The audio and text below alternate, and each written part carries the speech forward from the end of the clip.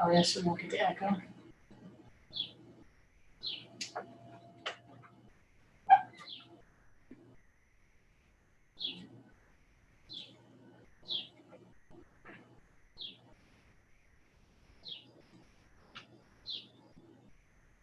You're good. Let's hurry on. Cool. Okay, so can I just minimize that? Yeah.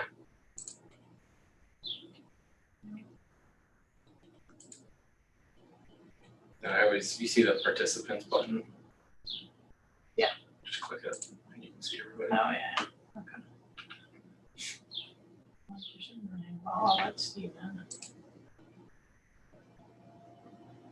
Can I not let Nick close me? That's up to you and Steve. I'm sure he sent me the link. Hi, Steve. Hey there. Hi, Joe. How you doing? Good, how are you? Okay. So- Hanging in So Neocles is in the waiting room. I'm assuming we should let him in, right? there. Yes. Yeah, he just texted a few minutes ago and wanted to know, is it tonight? He still hasn't quite figured out that it's on third Tuesdays. But John Zanfordino never did figure it out. So, No, he would always get confused. All hey, right. Brian, thank you for being with us. You're welcome. Hey, Brian, how are you? I thought maybe Joe was going to be in his pajamas from home or something. No, I'm dedicated. I'm here for you, Steve. Oh, all right. Yeah. And flattery will get you everywhere. That's what I try to do. Oh, I've spent the day learning how to use my own YouTube channel so I can create PowerPoint videos to upload because we can't do our outdoor adventure ed class in the wilderness. So we're doing it online. Wow. We're going to have them do wilderness adventures, I suppose, in their backyard or in the neighborhood or something. Wow. So That's, I'm learning all sorts of technology. that would be a hard one to do virtually. Yes. Yep. Just it's sort of like running a swimming class virtually. Right. Doesn't quite make it. I saw a picture today, and I think it was like Park and Rec Business or something. I found a bunch of magazines that I recycled, but one was a whole aquatics issue, and I just flipped through it real quick, and there was this really cute picture, but I was like, if anyone wonders why the pool isn't open this year, and it was a gal teaching a young kid to swim like backstroke, and she's holding her hands under here. You can clearly see it. Here's the kid's face, and her face is right here. Face to face. Yep. That's how we do it. And that's We can't do swim lessons this year. oh. Well, there was a post about from a couple of colleagues of mine about athletic directors and athletic programs just being absolutely nuts. That, you know, the bottom line is they've got to have sports, they think, and they're just going bonkers about this and opening back up. And if the predictions are correct that we're going to get another wave in the fall, I'm like, I want to tell Rodney Rogers this, like, Rodney, you want just a repetition of this spring? In October, you got to send everybody home halfway through. This is just crazy. But on the other hand, of course, I guess Fauci said, well, maybe it won't happen. So who knows? But here's the thing. I don't think anybody really knows because No, they don't. And so, if you center, didn't have everybody come back and the universities have to close because they're out of money, I guess, then it's sort of like, oh, well, on the other hand, if you have to send them home again, I don't know what we're going to do. This is crazy. get those bubbles like we have those knocker balls that we bought. Just get those, but like cover your face too. So do we have anybody else trying to get in yet? Just Neocles. I'm gonna make him wait till 6.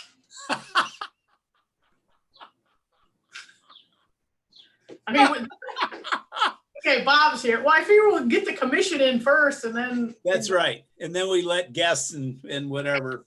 Right. Oh, Bob wants in now. Okay, there's Bob. Good. Bob in. Hey, Bob. He's walking. Still So, Joe, you didn't hear last month when we did our first Zoom meeting, Bob writes to me and he goes, you know, this time last year, I had never heard of Zoom. He goes, now I'm going to church on Zoom and I'm going to all my meetings with Zoom. that They say, teams or anything. old dogs can learn new tricks, but it's painful to watch. All right. I have Hey there, Bob. and my science teacher, Mr. Eckler. Joe, How are you, sir? Brian, can you hear me? We can hear you. I can anyway. Joe, can you hear me there? I got hit the Yep. audio. Yep. Is that? All right, good. My wife helped me there. Okay, I'm on. So, okay. See, what would we do without wives? Yeah, We'd be perpetually lost, Bob. yeah. We just added Sam Alt. Was the only new? Okay.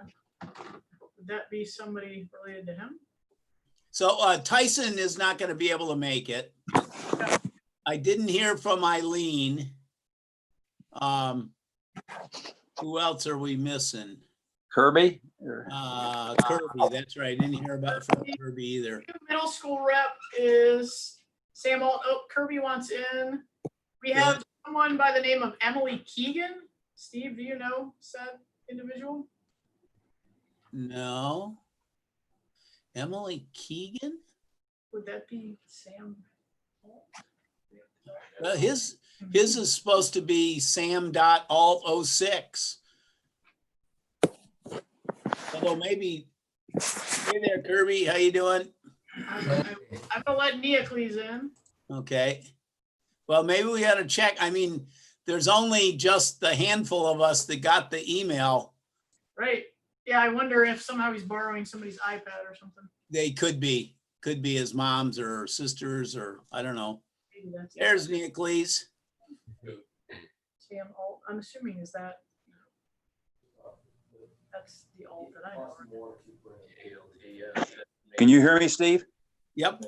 Okay, good. All right. Okay, Bob, yep. good.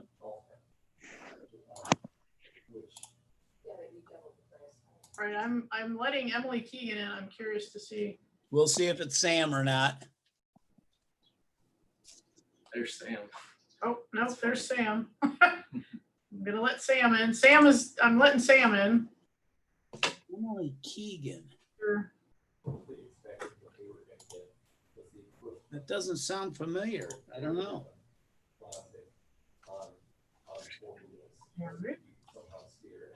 Oh, okay. You're posing as Emily Keegan. Oh yeah, I'm Mr. Emily Keegan these days. I see. That's Emily Keegan. We there's Andy. wasn't going to let you in because she thought you were a Zoom bomber. Oh geez.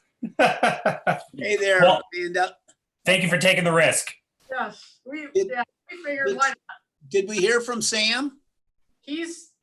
I let him in. It says joining. It's just taking a second here. Okay. Oh, here's Eileen calling me. Hey, Eileen. Well, while he's on the phone, sorry for not showing up last week. It's been crazy at work. I mean, I don't know if you've heard or read articles or anything about like Yeah, this shortages 777. going on in the country right now, but I've been building all of those Need a bikes password. for everyone around here, and yeah, it's been nuts at work. So sorry for missing last month. Okay. That's why we don't have any minutes. Yeah. Well, Okay, so hold on, everybody, for just a second. Eileen's on, called me. It's telling her she needs a password and she doesn't have one. Yeah, that's what I said too, Joe. The password is the password's wife got me. always password. What? Just try password as the password. Yeah, that's what Kirby said. Yeah, none of the rest of us needed a password. It made us download a Zoom app and then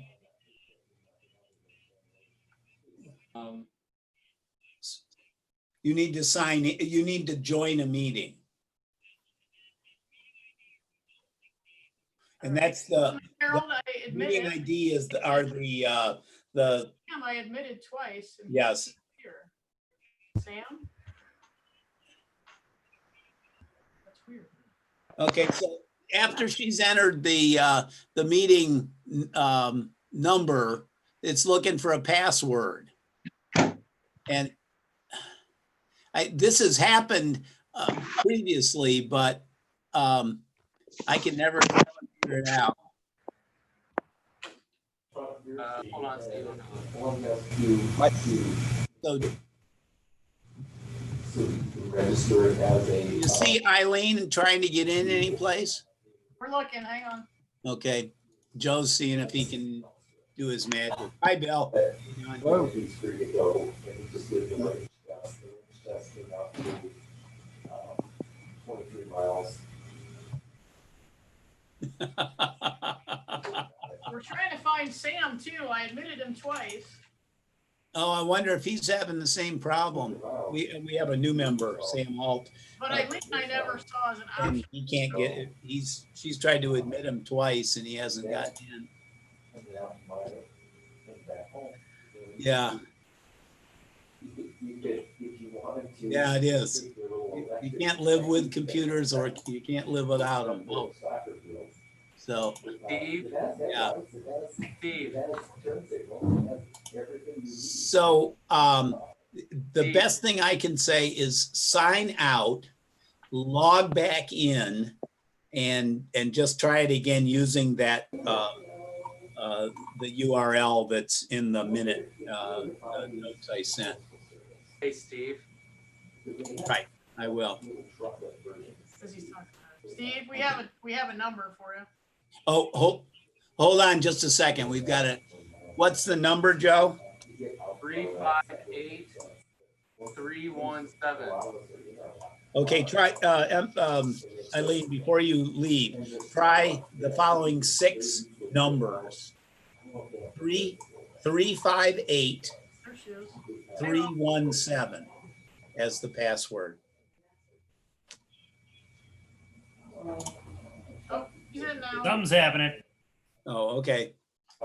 But we've admitted Sam 3 All right, thanks, Eileen. times. That's showing Bye. up, so. So Eileen's not gonna be, we're not gonna be able to see her. She's just gonna be able to talk to us. This may be the cheapest electric car in the world. And any other luck with Sam? Which is kind of funny, but it might be not. We don't know. We just don't look back. Yeah. People are saying, I can't Let believe me, we go with, Well, a quote of Oh, we can go ahead and start. We're gonna try to figure this out, that's but crack. Okay. you keep You, talking. you have Sam's email, right? sam.alt06@gmail. All right, we're gonna get started and hope that Sam can join with us. So the first agenda item was to welcome Sam to the meeting. And we hope this won't discourage him from trying again, that we were keeping him from the meeting. I had just one announcement and then we're going to get right to our guests that you'll see who are with Kristen, and that's Joe Fawcett and Brian Kraft. But the first announcement was back in March, we submitted a grant to the Ohio American Academy of Pediatrics for children's bicycle helmets. And we were supposed to pick them up April 21st, only we weren't allowed to then. And then it was going to be in May, and then we weren't allowed to. Last Thursday, I did a drive down to Columbus and a no-touch delivery. They put them in my car and everything. So Kristen has them now. We have, in addition to the helmets that we purchased last year, we now have 56 more helmets that these are all children's sizes. So the one thing I'll toss out to you is that we need to brainstorm. Part of our agreement is that we will distribute these to kids this summer. And so we're going to have to figure out how we can do that, because preferably you're supposed to not just hand them to a kid, but actually supposed to try to tell them how to make it fit and adjust the straps, which you'd have a hard time doing while physically distancing from a kid. Kristen said earlier she saw an aquatic magazine where somebody was giving a tutorial swim lesson and they were like this to the kid. So that's not quite, and that's about how you'd have to do it if you're going to put the helmets on. But we'll talk about that some more. And if anybody can think of ways, I mean, we can certainly advertise that we have helmets available for children, both really fairly small sizes as well as larger. But then we're going to have to figure out a way that would be we're able to do it without getting any of us sick and getting any kids or their parents sick. Well, Steve, theoretically, a kid would be with his parent, so you could, give it to the parent and have the parent put it on, and you could coach the parent. You could have your own helmet and show how you're supposed to have the straps and, kind of do something like that. So the question would be just, how do we do it without having a crowd, I guess. We have, we have Sam's dad sitting. There's Sam. Sam. Hello. Andy, thank you very much for getting him on. My pleasure, Steve. Thank you for loaning him to us. We'll You were try to trying. treat him well. I kept hitting it just wasn't working. All right. Andy, our first order of business, you weren't on, not Andy, I'm sorry, Sam. Oh. Your force, I'm used to working with your dad, so that's where my mouth went. Sam, our first order of business was to officially welcome you to the Bicycle Safety Commission. And we'll just give you a minute to tell us something about yourself. What grade are you in? What are your favorite activities? Do you play sports, whatever? And why would you want to join this group?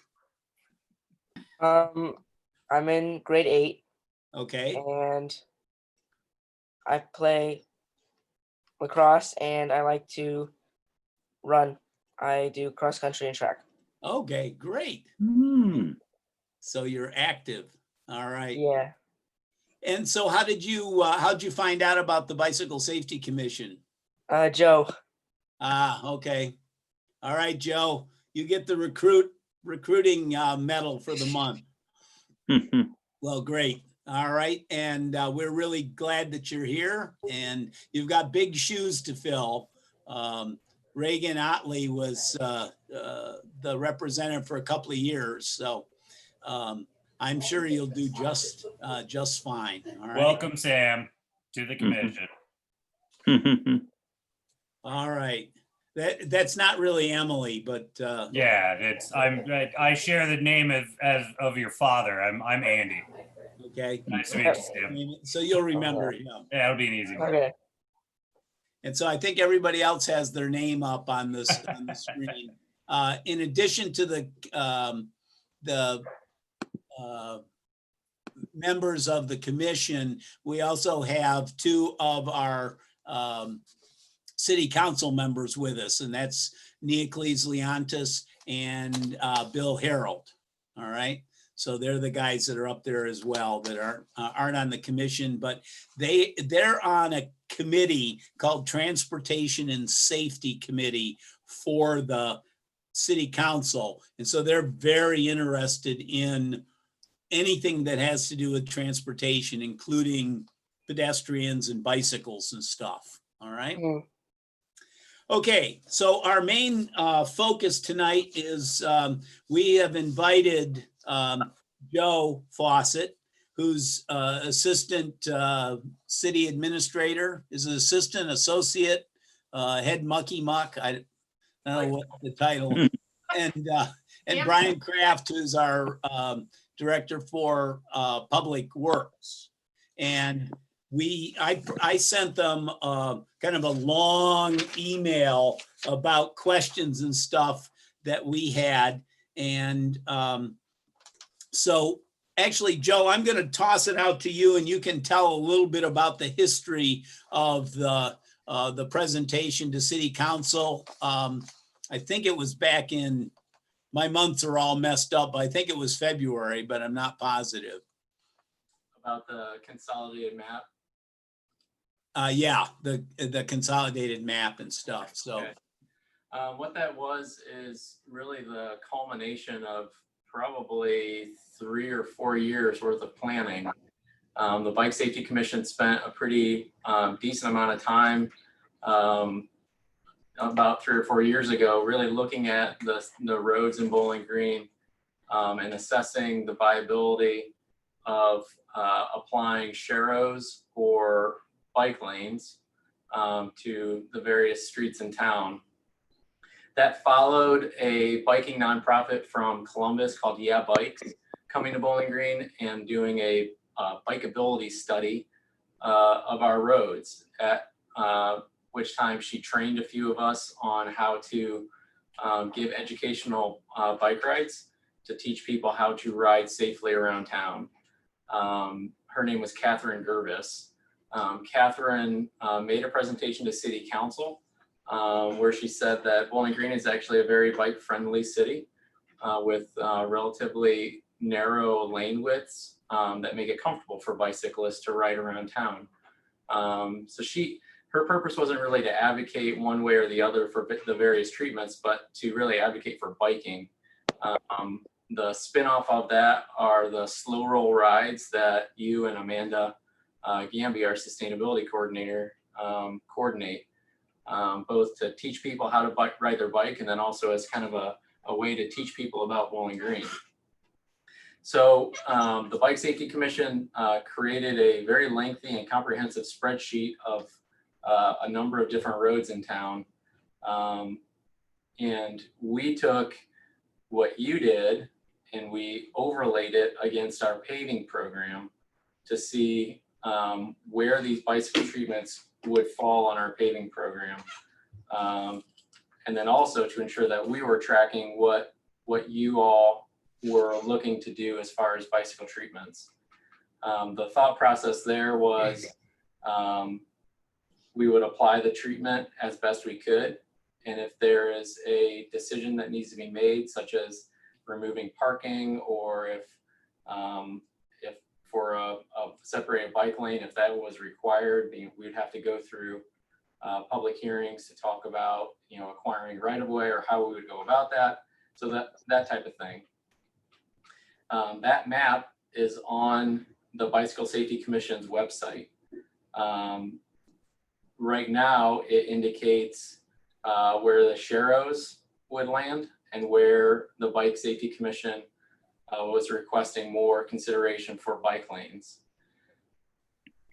That is kind of every year, and Steve, I believe I sent this to you in an email, but I might not have. Every year, what our thought is after the paving program is complete and those bicycle treatments are applied, we would update the map. The GIS, our GIS section is going to transform that map so that all of the proposed routes for sharrows and bike lanes would go to a dashed line. I believe it's green for sharrows and red for bike lane. And as the treatments are applied, they would go to a solid color for that particular stretch of road. So at the end of this year, you'll see a solid line on Conneaut, on Fairview, on Manville, and on Thurston. Does that explain it, Steve? I think so. Do any of the members have questions? I know Sam, this is all kind of new to you, I'm sure, but any of the others, Kirby or Bob or Andy, do you have any questions about what the city administration did with our with our recommendation for infrastructure? No, Joe, could you explain that red line again, what you meant by that? The red lines are indicating where the Bike Safety Commission is requesting further consideration of bike lanes. Okay. And you'll notice on the map too, and it looks kind of funny because some of our roads go inside and outside of the incorporated limit of the city. So you might see like a small section of Poe Road that isn't colored in. We're not gonna, if Poe Road should get the treatment on that map, which I believe is a bike lane, we're not gonna stop the bike lane where that line ends and then start it up again a few hundred feet down the road. That's not gonna happen. We'll figure out a way to do it. But when you see that and you wonder why there's a little purple dashed line, that's why. Okay. So yeah, the colored map is on the commission's website, because I'm looking at the map that you sent, Steve, and that's just black and white right now, but this is Correct. No, the map. an older map, I'm assuming. Right, that's the older map, and you'll notice on the side of it, I know it's on its side, but that there are 16 different bike routes that are listed. They actually were in color. I don't know how this one got to be black and white, but Sure. grabbed it really quick. But I want to talk about that one later, Okay. because of us looking to build an interconnected network of Yeah. roads in the city that may or may not be real similar to what the map that Joe's talking about. Is it possible for Kristen, for me to pop that map up? I have it open on my computer. Can I, screen share. if I do Yeah, share hold on. screen? Steve, let me do it. Hold on one second. I don't know if you have the ability to screen share or not, since you're not the host. It's only the host? Yeah, It We says don't. I'm disabled. I'm not allowed to do it. Okay. we don't trust you. You're not secure. Rightfully so. Yeah. Hey, this map also kind of dates itself with route number 15 to Kmart/Walmart. Okay, Mark. Yeah, well, obviously, we need to update that. But the map that Joe's referring to, if you have the capability of going to the city website and the Bike Safety Commission, it's pretty it's a pretty nice map, because they've got, in addition to the green streets to put sharrows on, they also have the red ones where we've recommended perhaps bicycle lanes on them. And then there's purple that shows where the city limits are and stuff. It's pretty, I find it pretty easy to follow on that. And I will, I think we're gonna get it. There we go. Yeah, so here's your Treatment- page. It's the treatment map, right? Right, here's your page, and this is one of the things that I was gonna maybe leave you with this evening, or maybe ask you to think about. If you notice, there's a number of maps on your page. My recommendation to you is, perhaps looking at all of the different maps and considering if you can, or if it's worth consolidating them so that a bicyclist can go to one map. I think we can probably get there. But so here's the map that I created to kind of There you help go. us look at the network, because what you created is a network of bicycle treatments. I think you use the approach of destinations, if I'm not wrong, right, Bob or Steve? Say that again. You used, when you were making this, your recommendation to us, that spreadsheet, I think you did so with the premise of identifying destinations. That was one of the three. We used three criteria. One was the our best estimate in terms of how many bicycles, how frequently bicycles used a particular route, and then whether it was on an existing route, that black and white that Andy was talking about, whether it connected to that. And then the third one was indeed, does this this street go to a particularly important destination that bicycles might use? For example, to any of the elementary schools, the high school, the middle school, to City Park, to Carter Park, for example, would be, and downtown, I guess is the other one, would all be considered destinations where we want people to be able to go, and the university, I'm sorry, shouldn't forget that. Yeah, so there were 3 criteria that we used, and came up with basically a high, medium, and low ranking. So Joe, you're saying that when the GIS folks get look at the map, that will, instead of these being solid lines, they'll be dashed lines, except where there's already a treatment on the street. Correct. So if you can see my cursor here, I'm circling Conneaut. Yep, so that'll be a solid line. That'll be solid. Fairview will be solid up to Poe.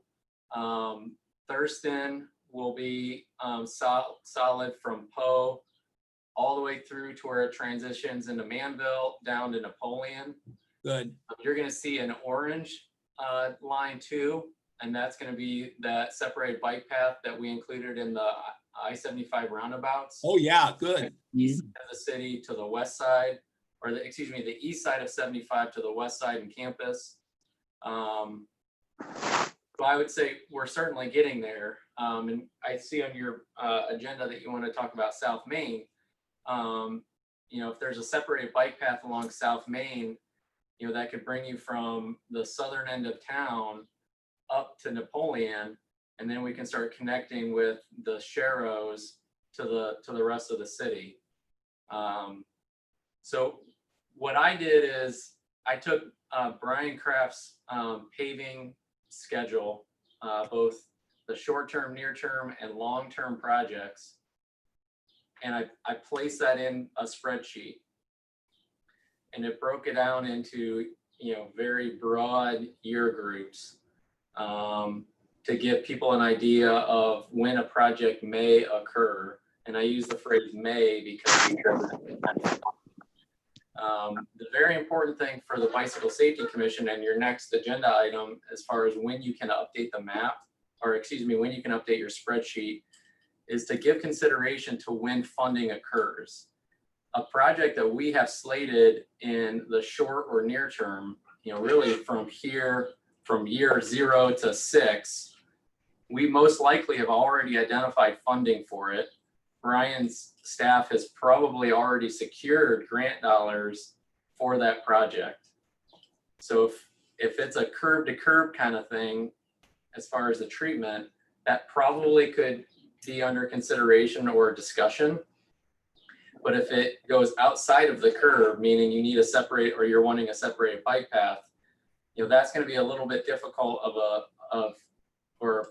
probably a harder discussion, just because the parameters of the project have already been largely set based off of the grant dollars that we've applied for. There's a danger in wanting to change too much too often, because we have a blueprint right now. We have it married or overlaid with our paving schedule.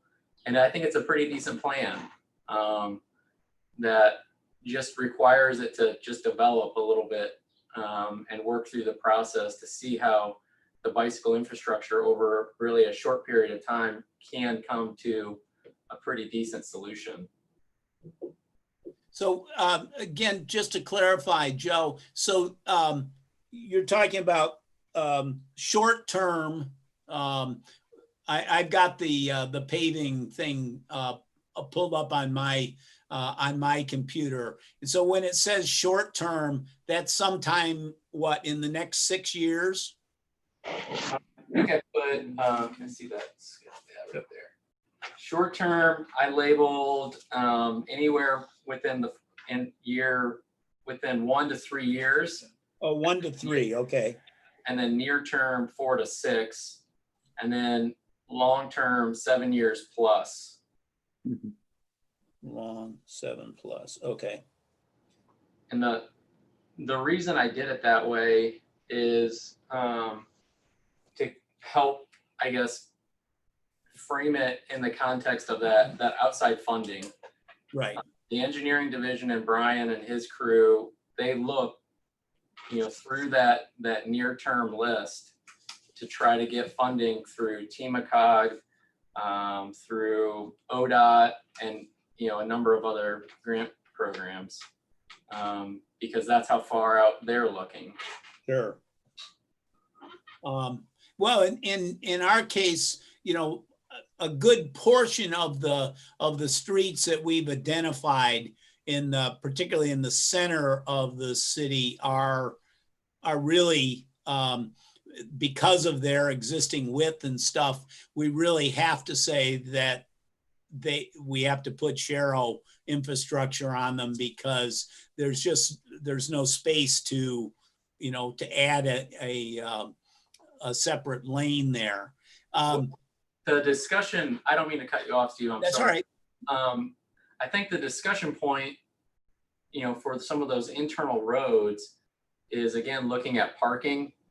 And then if you want to do something really crazy, and that's turning a road from, 2-way to 1-way, and how would that work, and what you would look at as far as the residential impact, what's the impact to, fire response, and those types of kind of second and third order effects to the decision.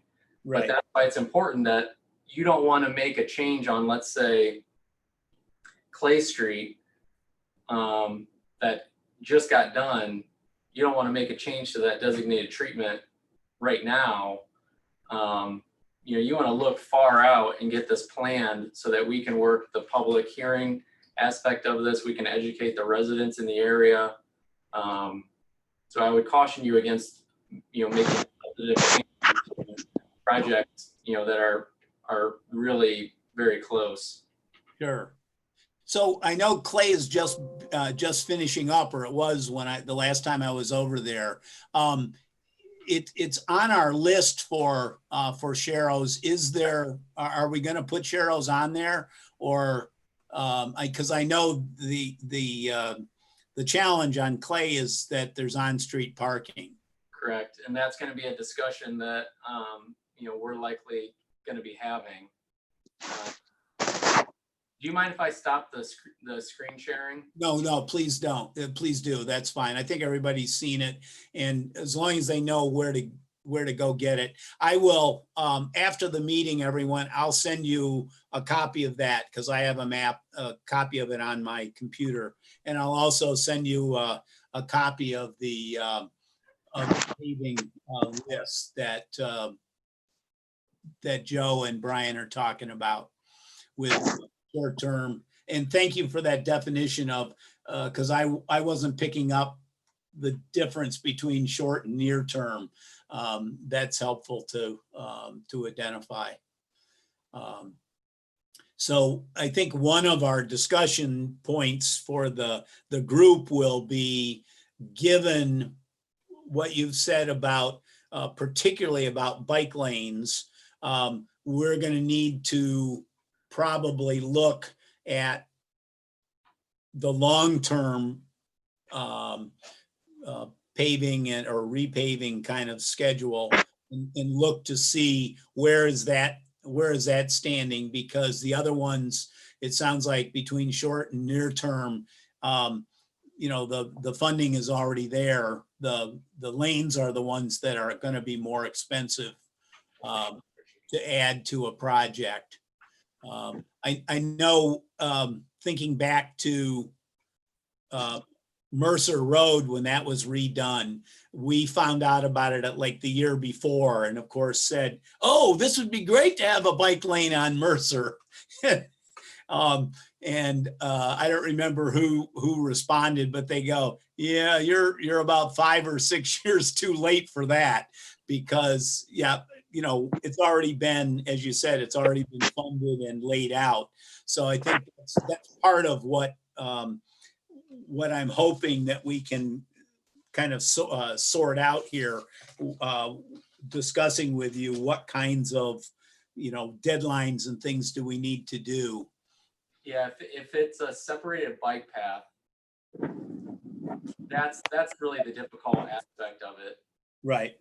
If it's within the curbs, I think you could probably have a discussion. I see like West Wooster, from Church to Haskins is a bike lane, although you rated it low. Haskins from Wooster to Wren, I don't know how you would do that within the existing lane widths. So yeah, when you're talking separated bike path, that's where you're talking a lot of the actual dollars. Right. But then you talk, if you're, taking parking off the street, certainly there is a cost to the residents that live along that area Of course. that I think you were probably on the commission then, and Bob was too. Yeah. When we were looking at Fairview and Conneaut, there was significant public involvement during those discussions with city council. Yeah. All for, the funny part was it was all for about 6 parking spots, I guess.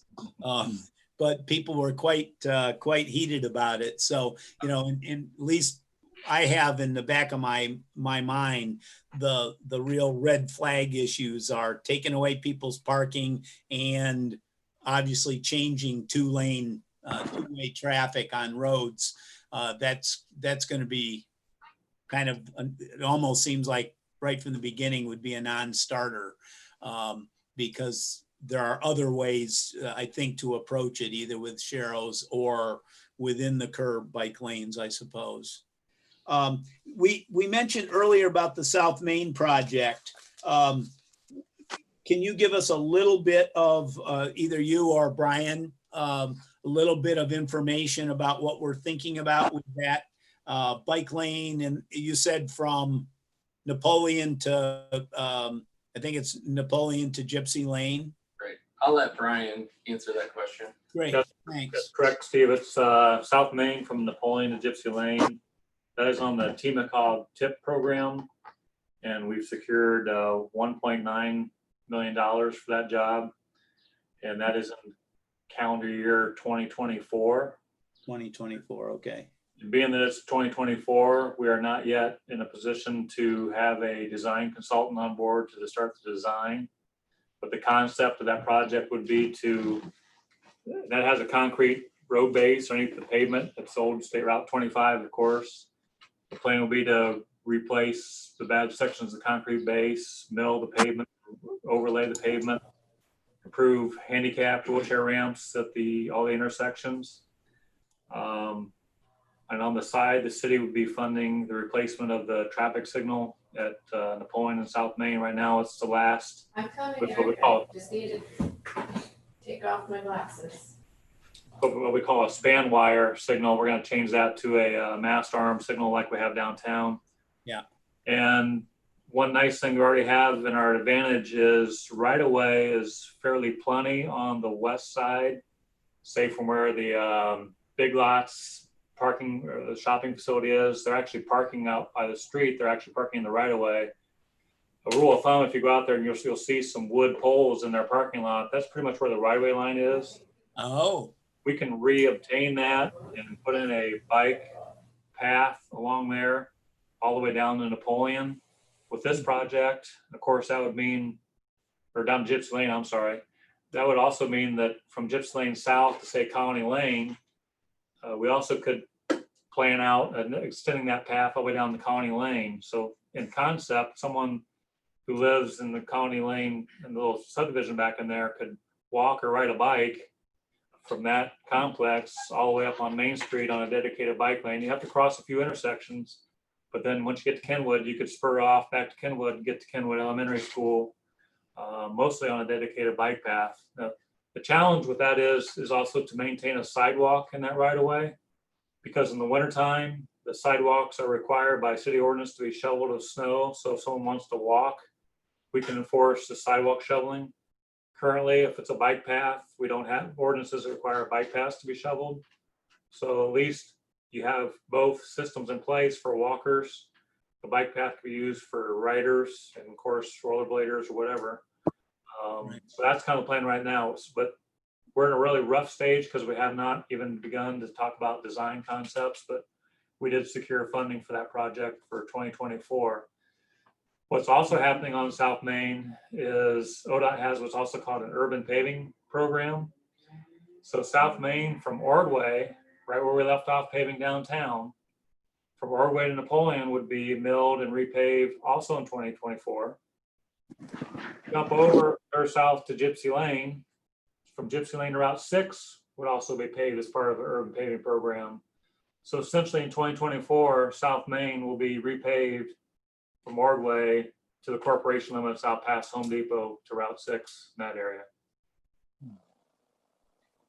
With this, with the right of way on the west side of the street, are you thinking that this would be basically a two-way bike lane? Yeah, we think we can get enough width in there to have a 2-lane. So Okay. pretty much you'd have a curb, a little bit of grass boulevard, we hope, for a little bit of street lighting, fire hydrants, that sort of thing. 2 lanes for the bike path, another little grass strip to separate the bike path from the sidewalk, then a 5-foot wide sidewalk right up against the right-of-way line. Okay, That's where really someone who's gonna design this is gonna have a challenge to kind of make sure all that stuff works together. And then of course, you've got driveways out there. right. When we did North Main, one thing we tried to do was, for safety reasons in our access management, we try to consolidate as many driveways as we have to lose some driveways, because that also makes it safer for pedestrians and motor vehicle operators. You're not trying to find so many occasions where you're going to cross paths with people on bikes or walking to make it more efficient. Yeah.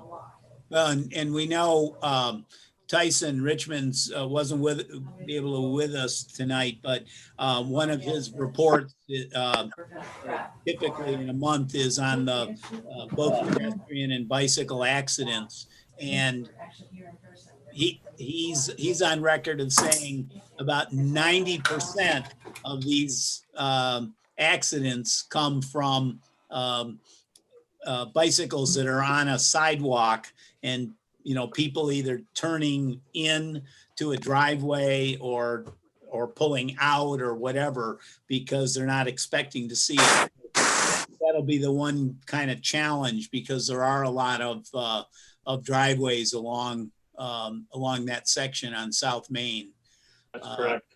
One thing I didn't mention that's still also in play, once WLI went down on South Main, we had a conversation with ODOT about doing a pedestrian study. Conceptually, the idea would be, how do we safely get people who want to cross Main Street from one side to the other? Because now with Aldi's down there, and you got the convenience marts, a long way from Napoleon to Gypsy Lane Road, and you got Southwood, which is a T intersection kind of right across from the Auto Value by O'Reilly's right there. Yep. We want to have a study to find out where's the safest place to cross pedestrians. And it could eventually end up being another pedestrian hybrid beacon like we have on East Wooster. Yeah. We actually would have a hybrid beacon that would essentially stop traffic, allowing the pedestrians to get across. And so that's also review. A lot of things coming up.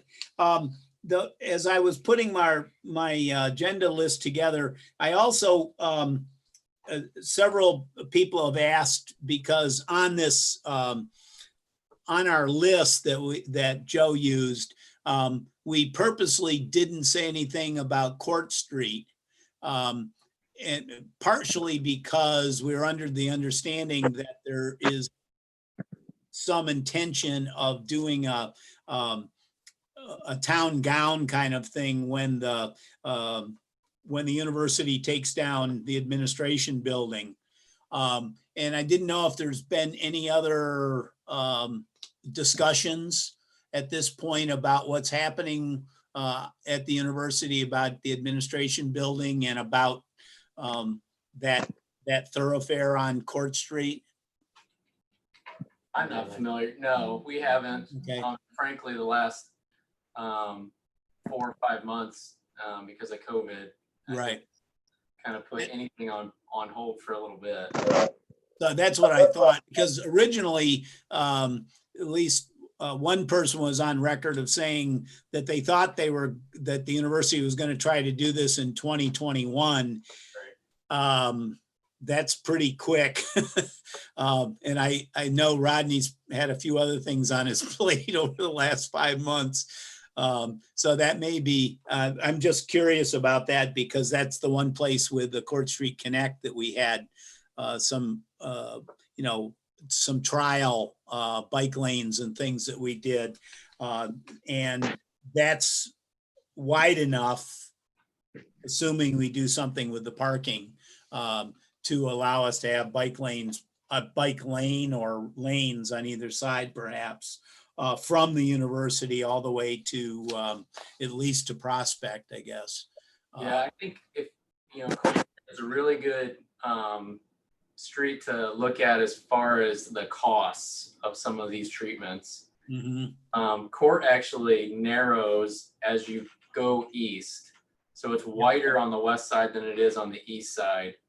And using the, I guess, visual cue that Brian talked about on South Main as far as the telephone poles or the Right. light poles, you can do the same thing on Court Street.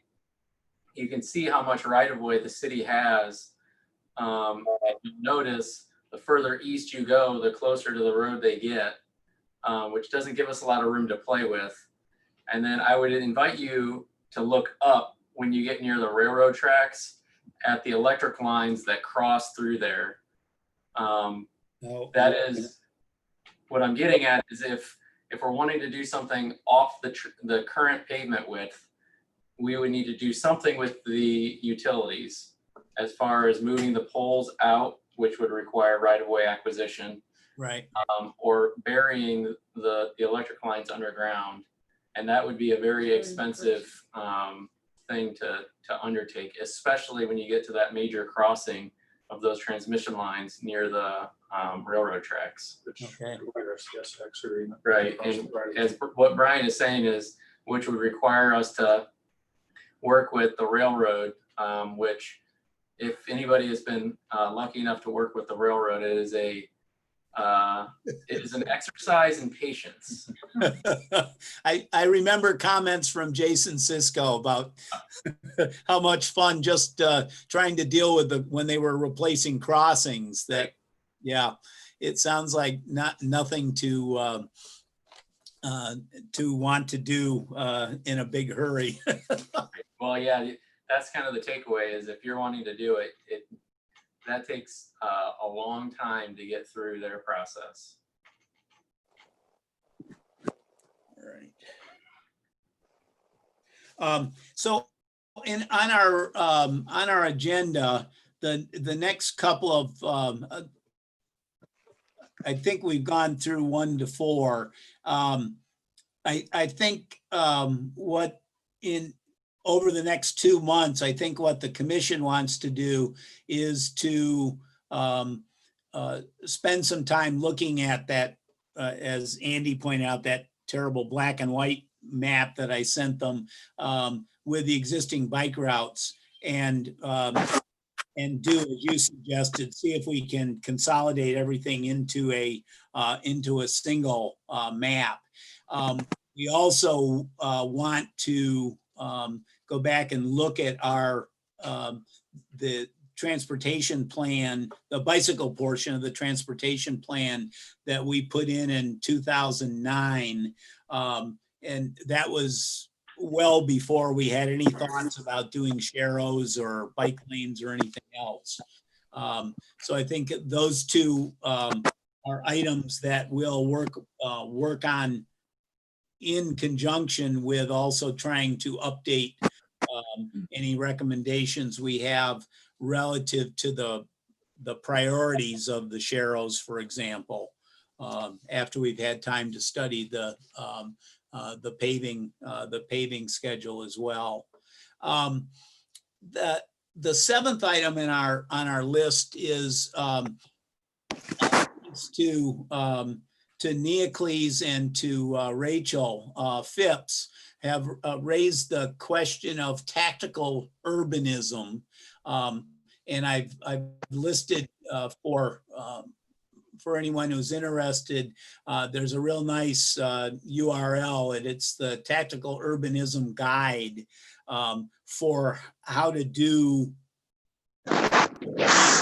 things. I wasn't sure what familiarity either you, Joe, or Brian have with the whole concept of tactical urbanism. I'm still trying to read up on it myself. Yeah, no, I hadn't heard of that phrase before. But once I went to the website and I started doing a little bit of research on it, it's what we did on Court Street Connects. Right. Frankly, the way that I would approach those types of projects as it relates to bicycle treatments is I would tie them to a particular project. So if you're looking at making, drastic changes to, Maple Street, for instance, or Pearl Street,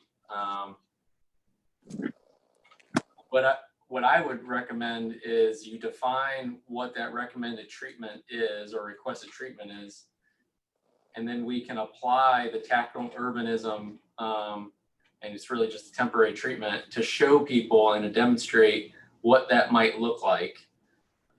That way you let the motorist experience it, you let the bicyclist experience it, and they can kind of work through what that treatment would actually look like if we went down that road. Okay. I don't know if I would apply a temporary treatment to an area that you're not even looking at, or there's been no real discussions about. I think that maybe sends the wrong message a few different ways, and it could create some confusion. So I would make sure to, I would recommend applying that judiciously. Okay, that sounds like sound advice to me. So I had a question about the Sharrows. I saw a post on Facebook actually that they're going down, at least on Manville. And Brian, if you could share with the council, you and I had a brief discussion about how you're looking at the being able to compare the application to painting to I don't know, there were you had three different, it was sounded like a really cool kind of experiment to see which of these things for putting Sharrows down worked best. And so I was curious if you could share with the commission some other information about what's happening with the. Sure. On several years ago on County Island Fairview, of course, was our first use of the Sharrows.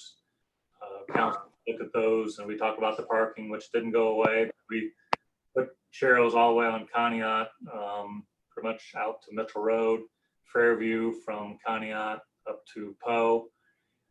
Those were put down by a contractor right after pavement was completed, and those basically come in a rolled form where you heat the material onto the pavement with basically a blowtorch, and it heats that material up, and then it binds the bottom of the adhesion on the bottom will bind to the oils in the pavement. And what that does, it leaves you a little bit of a raised edge, and that's good because it lasts longer for traffic, but it also is susceptible to snowplow blades. So the first few of them got shaved off the first snow event. We had them come back and fix those. The Sharrows, those kind of will hold up about 7-8 years before you need to really paint them. So after County Island Fairview happened, we were hearing some feedback that maybe we're not sure we want to continue doing Sharrows elsewhere. 2018, we did Manville paving. We didn't put any sharrows down because there's still some debate on whether we want to continue with sharrows. Of course, we did the downtown last year, so we 2019. So we're out there today doing Manville because the list Joe has Manville, Thurston targeted for sharrows. Sure. And we talked about trying paint on Manville now that's a couple-year-old asphalt. And so we're putting 29 sharrows on Manville from Worcester to Napoleon. We're soon gonna be putting signs up that say bikes may use full lane, just like we have on Continental and Fairview. We're painting 10 sharrows on Thurston from the fire department area, and that's from Worcester to Ridge. And that's on pavement that's probably 15 years old. And you're Later- painting those, right? painting those. And then later this summer, we're going to mill and repave Thurston from Ridge to Poe. And those will be put down again with a thermoplastic material by the contractor. So now we can kind of see how well this paint holds up. And the same paint crew that's painting the sharrows is also my paint crew that does all the yellow curb, all the stop bars, all the crosswalks, all the arrows. So by doing these, anything can be done. It just takes time and people and money. Sure. So let's see how long these last. And of course, being paint, they won't peel up by the snowplow, but how long are they gonna last? So when we're painting those, we're also putting the glass beads right on them. So when it's nighttime and you're driving, you got your headlights on, the headlights will pick up the sharrow. And so if you're riding at night and the people are driving at night, they'll see those sharrows even at nighttime because of the glass beads. So we're trying to see how this holds up, and we'll decide how we want to go moving forward. Now we have this list that Joe's kind of created with the sharrow list, with the paving list. We're putting those sharrows right into the project budget to have the contractor put those down, mostly with thermoplastic, because those will last that 7-8 years. That keeps my paint crew freed up for about the first 7 years of life on a sharrow. So, this contractor, I'm assuming they just have the one type of Sharrow icon, the bicycle that we have down.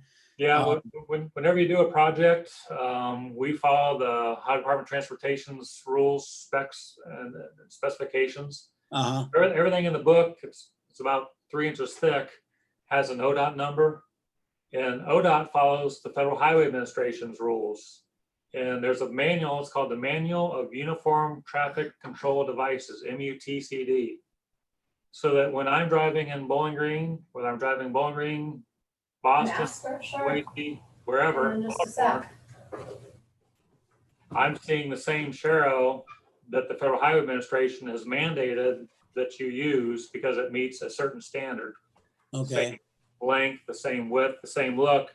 So when I see a Sharrow, I know what it means. I have them in Columbus, just like what we use on both High Street and Lane Avenue. They're all over the place. That's just familiarity for the person driving and for the person riding a bike. Okay. I'm really reluctant to change it because I'm concerned we wouldn't be following the Federal Highway Administration's requirements. And then if there's an accident, I can just imagine some lawyer is going to go to the book and say, you don't have a logo that conforms to what the Federal Highway Administration requires you to use. And I think you start losing some of that familiarity Sure. that you want to see when they're driving all across the country. Okay. When- Yeah, it's, Get in trouble. I've seen a variety of different icons as I've traveled around different cities. And the one that I had shared with you was one I saw in Syracuse, New York, and there's several other places. But it may be, I saw that actually on Syracuse University. So they may have used something that's non-standard. I like that icon because it emphasizes that there's a little abstract figure that looks like they're wearing a helmet, Yeah. and the bicycle itself is kind of unisex, so we don't get the same criticism we had that there's just a male bicycle that's on the street. But I would be surprised, Steve, that what they do is they review the manual every 5 or 6 years or so. I wouldn't be surprised as time moves forward, that they'll, there's other alternative options to use that people kind of like we're talking right now, I've got up with Yeah. an idea of maybe something different. So If that happens, we can look at that. this, who's in charge of the manual of uniform Oh. design? There's a federal version, the federal manual of uniform traffic control devices, and each state has their own. Ohio is pretty much identical to the federal government's. So maybe in New York, maybe they have a They may have State something different. version that allows the state to use it so that Sure. municipalities are covered under the state. But that's every state has a decision on how they want to conform their own manual. Sure. But I'm sure it has to all be approved by the Federal Highway Administration. Um, Same reason stop signs across the country all look the same, basically. Sure. Can I toss this out to other members of the commission? Kirby, any questions for Joe or for Brian about this topics? No questions. Okay. I've got Bob, something other than the painted symbols for Shero symbols and stuff. What was the application that you had the company put down? Was that like thermoplastic? You said they went through with like heat guns. It's a thermoplastic. There's two kinds of thermoplastic. One that basically comes in a box. It's already pre-cut to the shape. Sure. You roll it out and you put it right down. There's other thermoplastic like what we did downtown that basically comes out of a hot kettle and it goes into a cart that someone pushes, and as they just kind of like a paint machine, you squeeze a trigger and out it comes. As soon Gotcha. as it hits the pavement, it starts to cool and it solidifies into that form. Okay, so then they would like, use a handheld device or, to kind of like the baseball lines on the baseball. Yeah, field. exactly. The problem with the hot liquid form is you can't get into that shape because you can't control it. The liquid form is usually used for basically stop bars, crosswalks, where it's Sure. basically a long Nothing strip. fancy. Yep, you got it. Nothing Yeah. fancy. Yeah, and that's actually the thermoplastic is something on the list of materials in this tactical urbanist guide. So if those things get scraped off in the first snow event, I mean, shouldn't we just throw that idea out the window? Well, we've used them on Conneaut and Fairview. We had a little minor issue with a few of them that were too high. Yeah. And what we've also done is we can change the setting on our snowplow blades up a little bit. Okay. And so we've learned from that to do that as well. So I think the combination of those two, I haven't seen any more Shero damage since we've done that. So. Okay, that's nice. Yeah, because my other idea was if just the painting, I mean, whether this follows the manual of uniform traffic control devices, but the painting, you said it lasts usually about 5 to 7 years before you got to repaint it. Thermoplastic will last Not- 5 to 7. Oh, okay. I'm guessing painting, the nice thing about where the Sheros are, they straddle your tires. So we're hoping Okay. to get at least 2 or 3 years out of the paint, but I'll tell you in 2 or 3 years. Okay, yeah, sure. Well, then I was thinking, like raising a little bit of money to buy some paint and have, some volunteer projects or something to go and repaint Well, things. But Paint's not the problem. It's the people and the time. yeah, that's the problem. So no, understood. So, let's see, Bob, did you have any Oh, questions or comments? Brian, how soon on Manville are they gonna put the Sheros down then? they should be done probably tomorrow on Thursday. Oh. Bill. It's nice going down Manville. It's nice and smooth. I like that. So I Yeah. can go. It's Okay. nicely done. So, and as I alluded to earlier, Brian had described this, that we've got some relatively new asphalt, and we have some really old asphalt. Well, we're going to have relatively new on the northern part of Thurston. Then we've got this old asphalt, maybe 15 years old, and then ones that the asphalt on Manville is a couple of years old.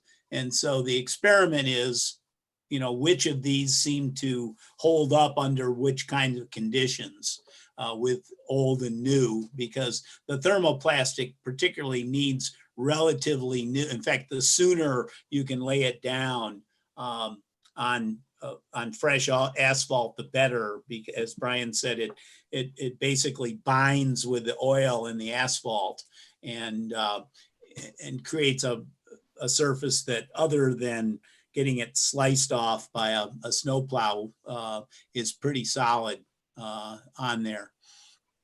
So, Eileen, and Eileen, your mute is on, just in case I think you're still with us, but you got any questions, Eileen? No, I'm good.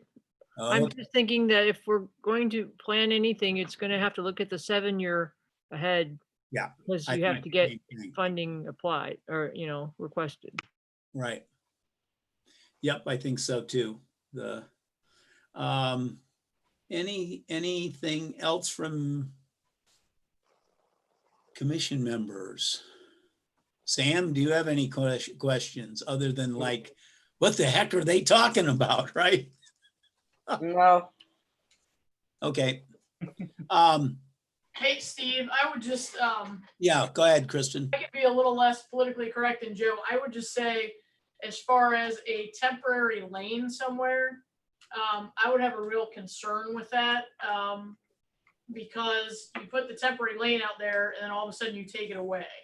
That seems to me, I've just seen in the last couple of weeks, and as Andy mentioned, there's a big boom of people buying bikes and riding bikes. So I think, we need to be thinking again about the education. And maybe it's a good time, if we can, to, as things open up a little bit more, offer a couple of yay bikes things, because there's a lady, the next time I see her in my neighborhood, I mean, she's gonna get hit. She's riding into traffic. She and her husband had the right of way to turn, and they're waving me on as I'm making a left, and I'm like, no, you go, your vehicle, go. I've seen a lot of just not really understanding and doing things, and I just have this fear, you put a temporary bike lane down Wooster, and it's there for 2 weeks, and then somebody goes to do it again, not knowing at all what they're doing, and that lane's not there.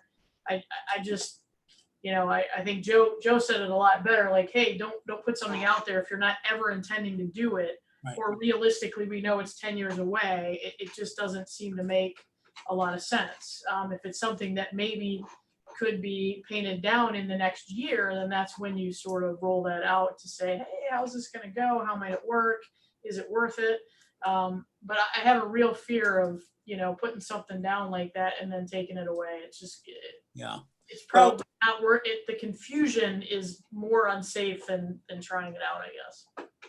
Well, what I'll ask everybody to do is, when they have a little bit of time, is to do like Joe did and pull up this tactical urbanism guide and just get some idea of the projects and things that they talk about, and they are supposed to be trials.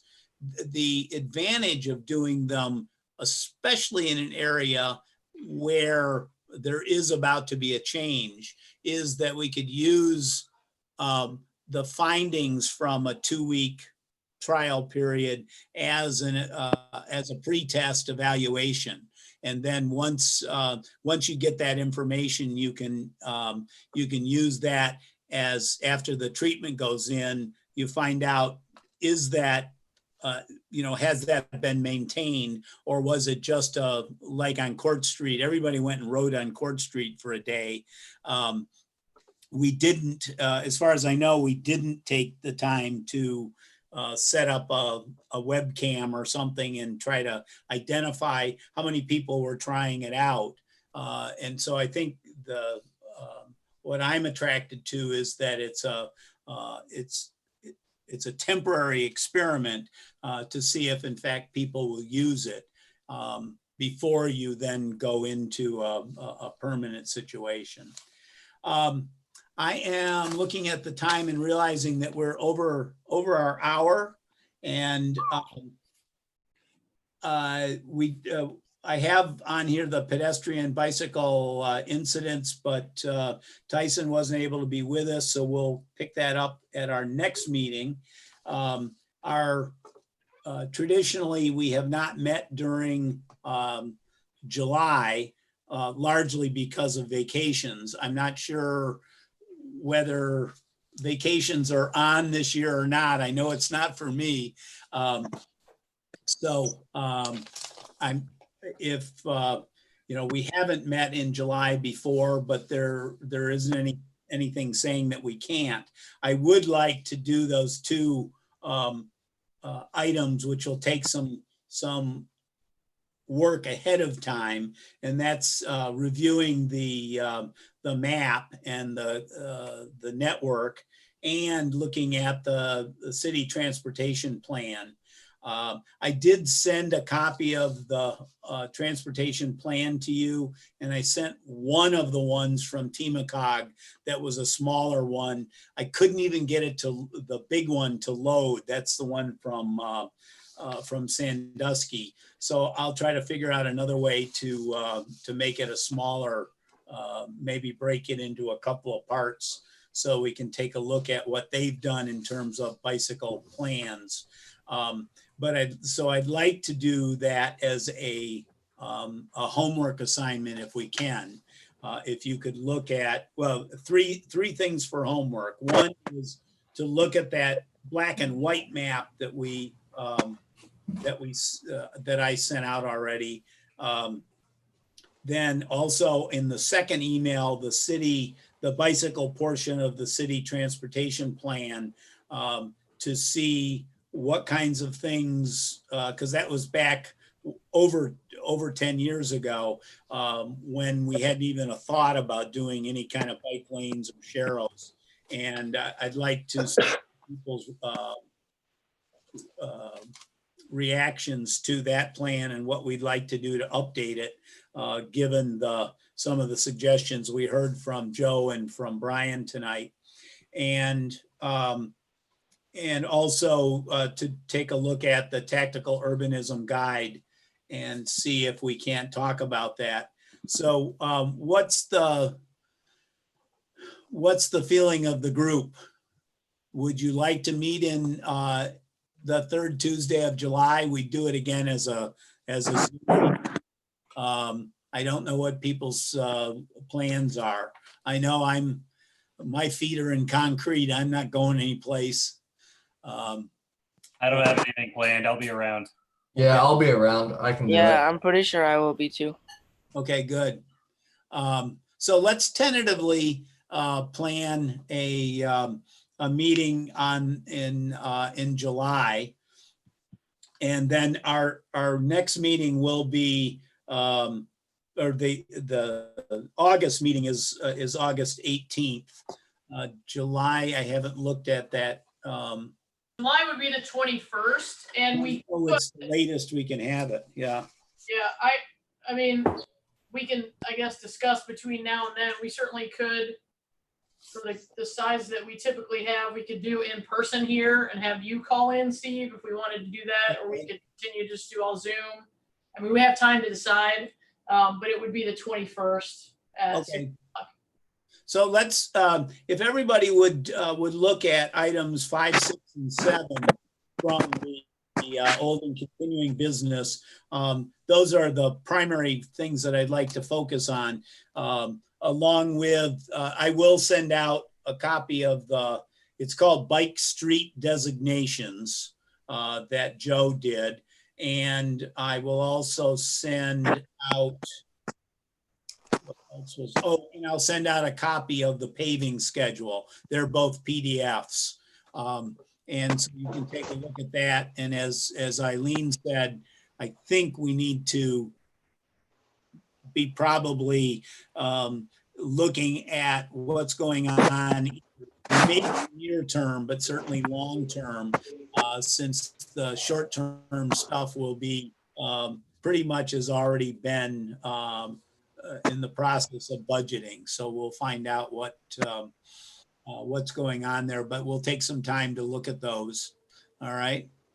And we will, Kristen and I'll talk a little bit. We'll see what we might do for the meeting. It could be in person, could be a hybrid meeting with some people online, in the council meeting on the 21st of July. Okay? Steve, I might have been talking to these guys. We didn't do the minutes, did we? Did we not? Right. The minutes, it was something that I was supposed to. Okay, so we just didn't have, them. Okay, we didn't just.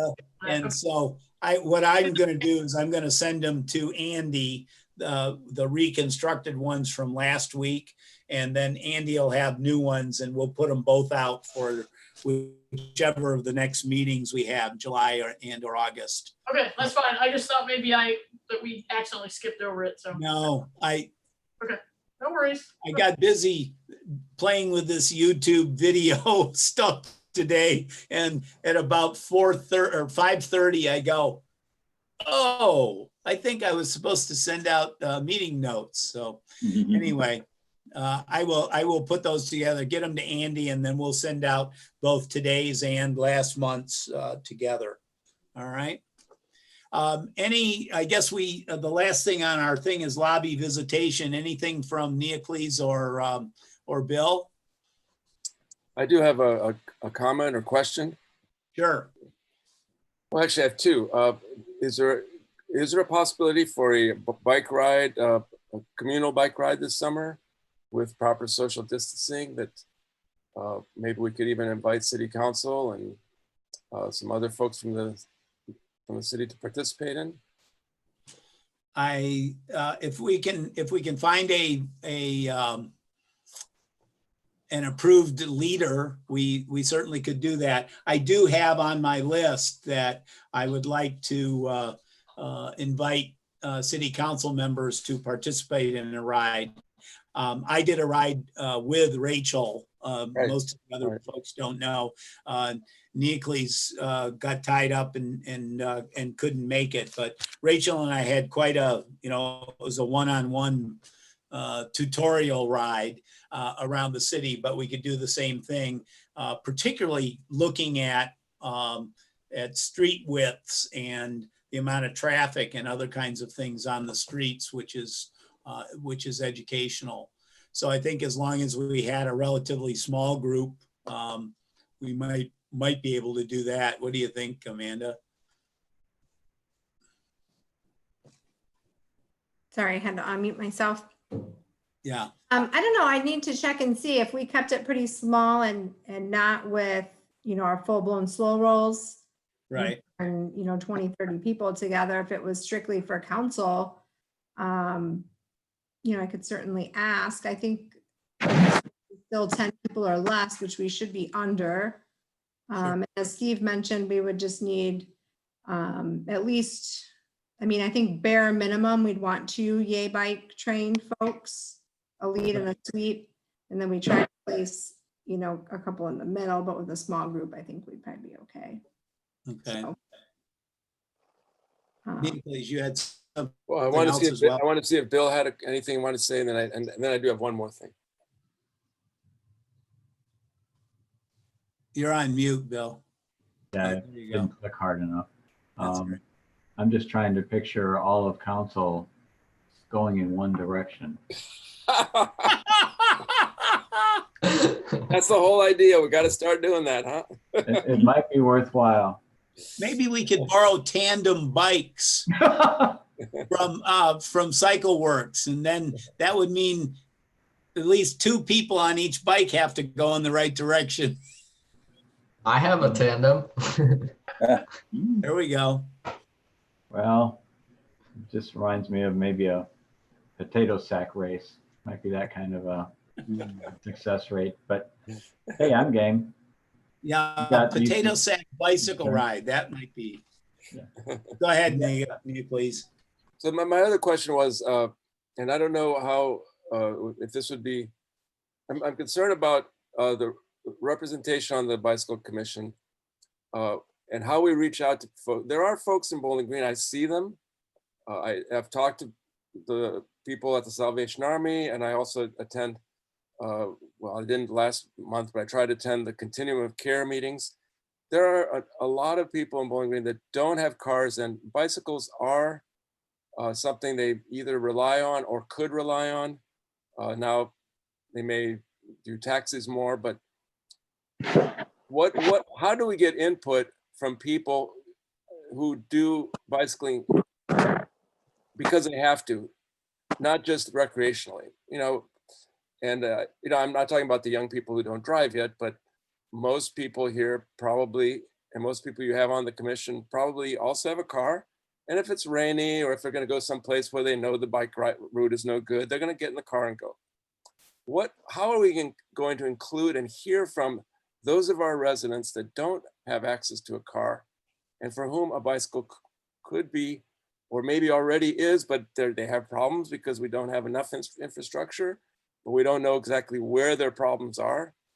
But we see them out, and we know also from our conversations with, like I said, people like the director of the Salvation Army. She talks about how she tries to get bicycles for people because people request them, and also the people on the continuum of care. So that's my question. I'm not asking for an answer. I'm asking for people to start thinking about it, and if we can start that conversation. That's what I'm asking.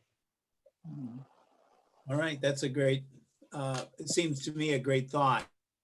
We certainly, and Neocles made this suggestion a couple of months ago, and I haven't taken the time to follow through on it, but we certainly need to reach out to the Salvation Army director. We can certainly help with helmets and lights. We have those to give away. So use bicycles. They can always use bicycles there because. Yep. And if we can get some more, actually, Tyson will be one we could talk with, because both the university and the city, in the past anyway, have done auctions of lost, stolen, found bicycles. And there are a number of people who come to them that are actually from groups that fix up these bikes to give them to kids who can't afford them. And while we're on the topic, I know about Bowling Green, it's a small town, but there are small towns that participate in, with commercial operations for these bike shares, bike share programs. Sure. Where there's, bicycle stations, and then you use, I guess you pay a nominal fee, or maybe some of those we could make a little cheaper for folks that have need. But I don't know if that's something that we've already talked about, because I'm new to this, or whether it's just not yet available for a town the size of Bowling Green. I don't know, but maybe you guys have looked into it.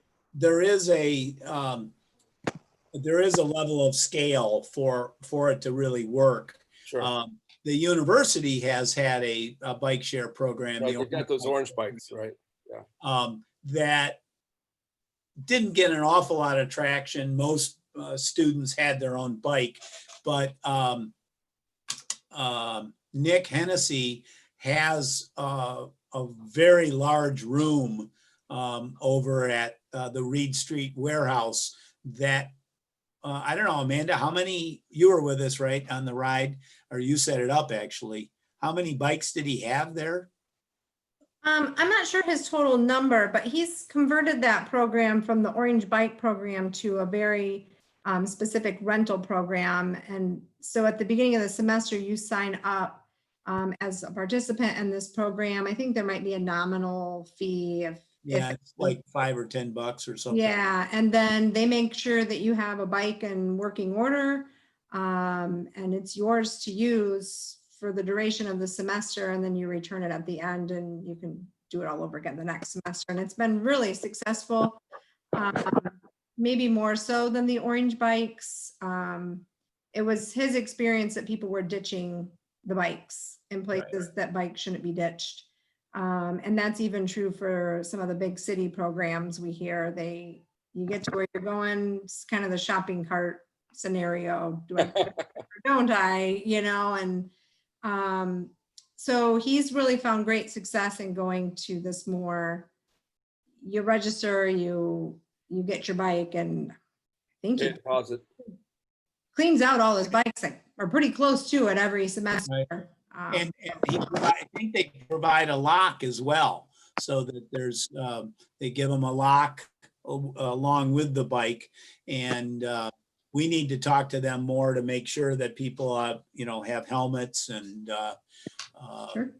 see if we talked to them a little bit about the bike lights, but we certainly could make sure that they are all outfitted, because certainly when school is back in, there are lots of bikes rolling around in the dark that aren't easy to see. So, And Nick's been, outcome. oh, sorry, Steve. I'm sorry, go ahead. Amanda. Nick's been really supportive of the city's bike programs and helped coordinate some of the rides and some of the Right. stops with us. Historically, he's even employed a student bike mechanic in that shop, that mechanic had helped us with some rides and some tutorials for riders. He and I were kind of emailing back and forth. It sounds like because of the university's budget, he's not going to be able to hire student helpers, and he is most certainly looking for ways to collaborate. So I'm glad you said that, Steve, about the lights and the helmet, because I think that's a great way for us to still stay connected Sure. with Nick and that program with the bikes and to offer that as a resource. So I know Nick, and I'll reach out to him and see Great. if we can offer some of that. Yeah, I'd love to collaborate too, because I know, Steve, we've attempted to do a couple of repair cafes, when winter was kicking off. So yeah, I'd offer my services. Right. yeah, those are really popular.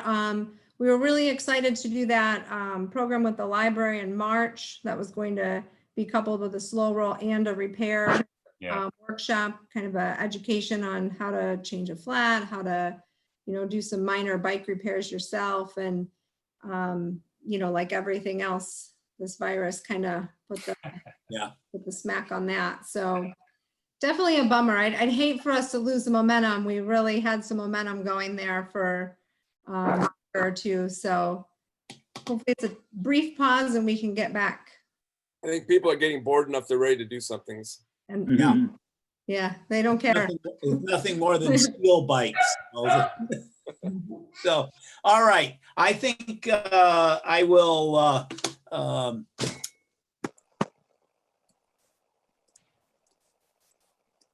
Oh, Steve froze. Steve froze. Okay, well, goodbye, everyone. Bye. Bye, move council to members. Signal. Time to end the meeting. Okay. That's I'm the gonna most be I've direct. seen him still in ever. I've learned how to do this online stuff now, so I'm going to be checking in your home. Really glad to have you with us, and we'll look forward to seeing you next month. Don't get scared and run away. All right. All right. Nice to meet you, Sam. Kristen, thanks Glad you could show up. for being our host behind the scenes. No problem. I'm learning a lot. See you, Eileen. Everyone. Kristen, real quick, I'm drawing a blank on your last name. Can I get that for the notes? Otley, O-T-L-Y. Thank you. You got everybody else's, right? I got everybody else's. Yep. Yeah, Okay. I'm not on the You could street. just call her. You could just call her City of Bowling Green Queen. Yeah, there you go. Yeah. if you wanted. There you go. Kirby, All right, Kirby, can you hear thanks. See you, Kristen. Yeah. Yep. cross country this fall? I don't Have a good know. night. I'm out Oh, of come here. on, Kirby. I don't know. Okay, well, hey, Either Yeah. you're not Mike, gonna do it or you don't know if we'll be allowed to do it. Yeah. Well, Sam, are you cross country? Yeah. Okay, well, maybe starting your meet, so hopefully see you out there. Okay. All right. See you Okay. later. Reagan's Okay. doing it again, Bob. Okay. Bye. see you guys. Bye.